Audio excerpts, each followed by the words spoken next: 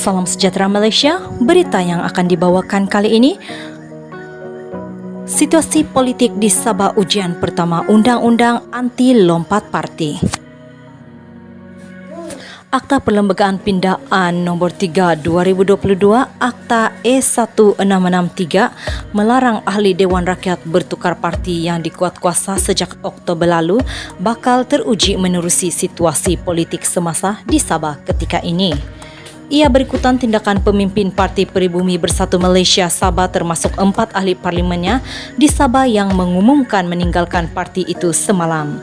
Tindakan mereka menimbulkan persoalan sama ada 4 ahli parlimen terbabit berdepan risiko kerusi mereka dikosongkan.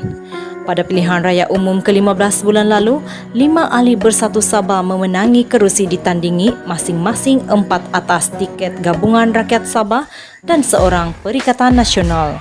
4 yang menang atas tiket GRS ialah Dato' Armizan Muhammad Ali, Dato' Jonathan Yassin, Dato' Makbali Musa dan Hairul Firdaus Akbar Batu Sapi. Keempat-empat mereka bersama 14 ahli Dewan Undangan Negeri ADUN dan pemimpin Bersatu Sabah keluar daripada parti itu seperti diumumkan bekas Ketua Badan Pimpinannya yang juga Ketua Menteri Datuk Haji G. Nor. Hanya Naib Presiden Bersatu Datuk Seri Dr. Ronald Kiandi yang memenangi kerusi Parlimen Beluran atas tiket PN pada PRU 15 kekal dalam parti itu dan kini dilantik sebagai Ketua Badan Pimpinan Bersatu Sabah yang baharu. Ditanya mengenai risiko undang-undang anti lompat parti itu, Jonathan berkata beliau bertanding sebagai calon GRS dan menjadi ahli langsung gabungan berkenaan. Ketua Kluster Governance, Perundangan dan Pengurusan Awam Majlis Profesor Negara Profesor Dr. Nik Ahmad Kamal Nik Mahmud sebelum ini berkata ahli Parlimen Bersatu Sabah yang keluar parti tidak perlu mengosongkan kerusi.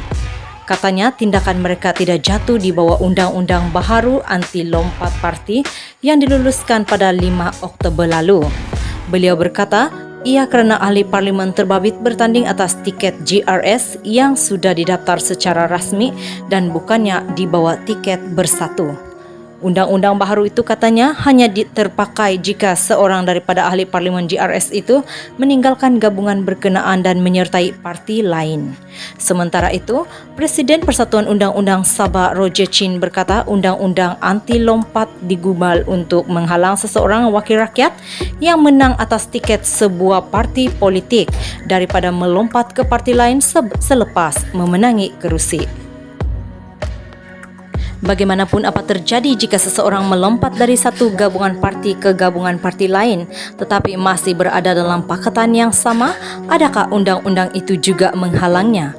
Malaysia mempunyai sejarah yang menyaksikan gabungan parti menjadi pemerintah berbanding sebuah parti tunggal yang memiliki majoriti untuk memerintah sendiri katanya dalam satu kenyataan. Katanya dengan pindaan terhadap ahli parti politik dalam perkara 49A Perlembagaan Persekutuan, maksud perkataan berkenaan sudah cukup jelas. Beliau bertanya sama ada sebuah parti politik bermakna parti politik secara individu seperti UMNO dan PKR atau termasuk gabungan berdaftar seperti Barisan Nasional atau GRS. Katanya laporan sebelum ini menunjukkan Perlembagaan GRS membenarkan gabungan itu beroperasi sebagai sebuah parti politik walaupun keahliannya ketika ini berdasarkan parti politik. Jika ini betul, adakah ahli parlimen GRS atau hanya parti yang mereka menjadi ahli seperti Bersatu menjadi ahli GRS? Ketika ini tiada maklumat mencukupi untuk menentukan isu ini secara sehala atau sebaliknya, katanya.